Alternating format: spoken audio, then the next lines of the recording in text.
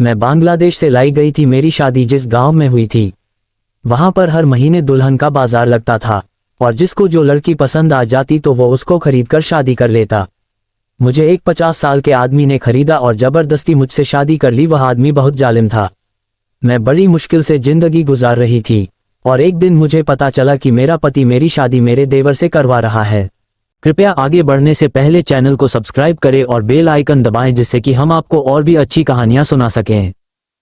फिर एक रात जब घर में सब लोग सो रहे थे, मैंने अपनी जिंदगी के उस अंधेरे रास्ते को छोड़ने की योजना बनाई। दिल में डर और उम्मीद दोनों थे। मैं चुपके से घर के पिछवाड़े से बाहर निकलने की कोशिश कर रही थी, लेकिन तभी मुझे महसूस हुआ कि मेरे पति ने मुझे घेर लिया है। उसकी निगाहों में गुस्सा और शक था। कहाँ जा रही हो? उसने घबराहट भरी आवाज में पूछा। मैं डरते हुए कुछ पल के लिए रुक गई, लेकिन फिर खुद को संभालते हुए कहा, मुझे बस कुछ वक्त चाहिए। उसने मुझे करीब खींचते हुए कहा, तुम कहीं नहीं जा सकती। तुम्हारी किस्मत अब मेरे हाथों में है। मैंने अपनी हिम्मत जुटाते हुए कहा, नहीं, अब नहीं, अब मैं तुम्हारे साथ नहीं रह सकती। और फिर मैंने झपटते हुए अपना रास्ता बना लिया, भागते हुए। दिल में यह डर था कि कहीं वह मुझे पकड़ न ले, लेकिन मुझे यह भी एहसास हुआ कि अगर आज मुझे नहीं भागना था तो शायद कभी नहीं भाग पाऊंगी। मेरे मन में सवाल था, क्या यह मेरी आज़ादी की शुरुआत है या सिर्फ एक और भटका हुआ रास्ता?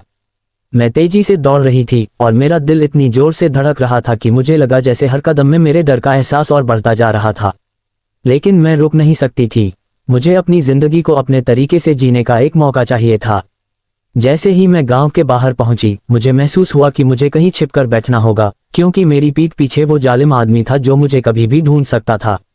मैंने पास के एक छोटे से जंगल की ओर रुख किया और वहां एक पुराने पेड़ के नीचे छिप गई। मेरी सांसें तेज थीं और आंखों में नमी थी, लेकिन मन में एक अजीब सा साहस था। मुझे यह नहीं पता था कि आगे क्या होगा, लेकिन मैं जानती थी कि अब मैं किसी के दबाव में नहीं रह सकती। रात का समय था और पूरा गांव चुप था, लेकिन मुझे लग रहा था जैसे हर कोई मेरे पीछे था।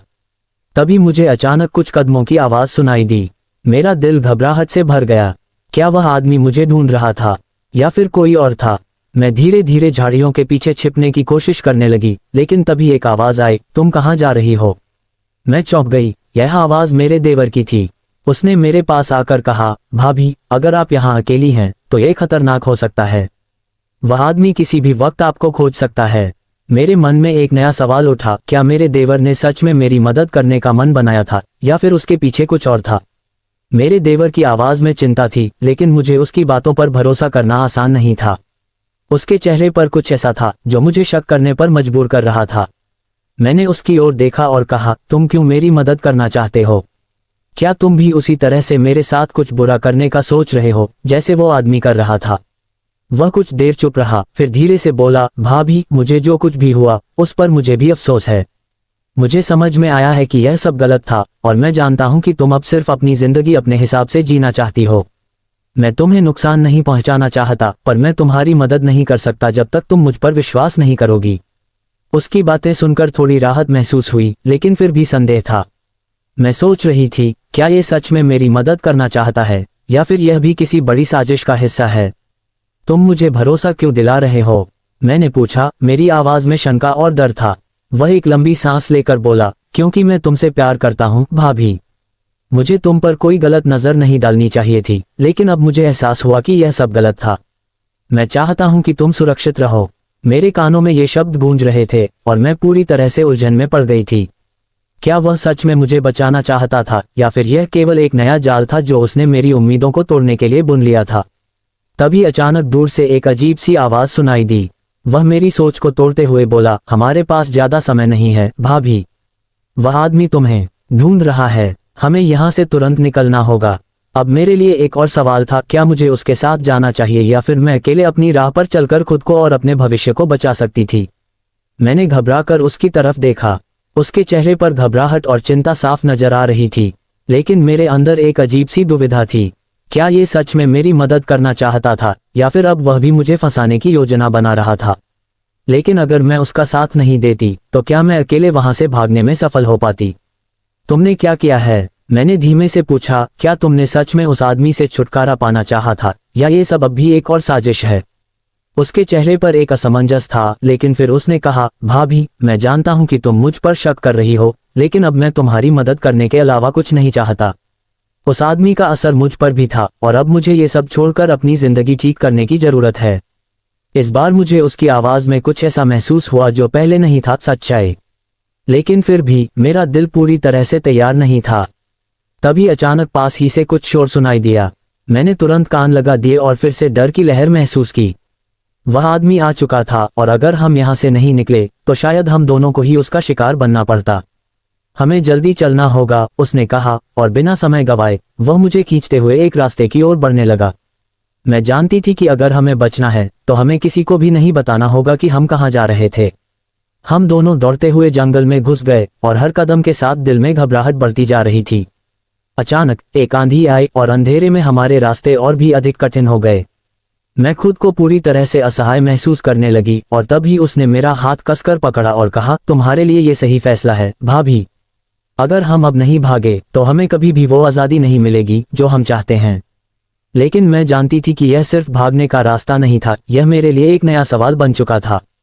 क्या मैं सच में सुरक्षित थी या फिर यह एक और नया डर था जो अब मेरे सामने खड़ा था। हम दोनों जंगल की गहरी अंधेरी राहों में दौड़ते रहे। हवा की तेज आवाज और पेड़ों की सरसराहट में हमें और भी डर लगने लगा। कभी कभी मुझे ऐसा लगता जैसे हम किसी खतरनाक जाल में फंसते जा रहे हैं और कोई हमें अपनी पकड़ में लेने के लिए छिपा बैठा हो। फिर अचानक एक तेज चमकदार रोशनी ने हमारे रास्ते को कुछ देर के लिए रोशन कर दिया। वह रोशनी जैसे किसी कार की हेडलाइट्स हों, बहुत करीब आ रही थी।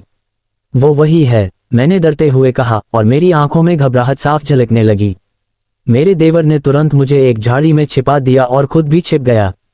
रोशनी पास आने पर पता चला कि वह मेरे पति की कार थी। वह आदमी लगातार गुस्से में बोल रहा था, वो कहीं भी नहीं जा सकती, उसे मुझे छोड़कर जाने की इजाजत नहीं है। मैं और मेरे देवर खामोशी से छिपे रहे। हमें समझ में आ गया कि अगर हम यहाँ से भागते तो वो हमें देख सकता था। हम दोनों पूरी तरह से पसीने से तरबतर थे और दिल की धड़कन तेज हो गई थी। लेकिन तभी अचानक मेरी नजरें उस कार के भीतर कुछ अजनबी चीजों पर पड़ी, कुछ कागजात, एक फाइल और एक हथियार की छाया। मुझे ये सब देखकर एक और सच्चाई का एहसास हुआ। वह आदमी सिर्फ मेरी शादी नहीं बल्कि पूरे गांव को अपने कब्जे में करने की योजना बना रहा था। वह मुझे अपने साथ बंधे रखने के लिए नहीं बल्कि मेरे देवर को भी उसकी जाल में फंसाना चाहता था। हमारा रास्ता यही है, मैंने धीमे से कहा। हमें अब यहाँ से भागकर उसे पकड़ने की योजना बनानी होगी।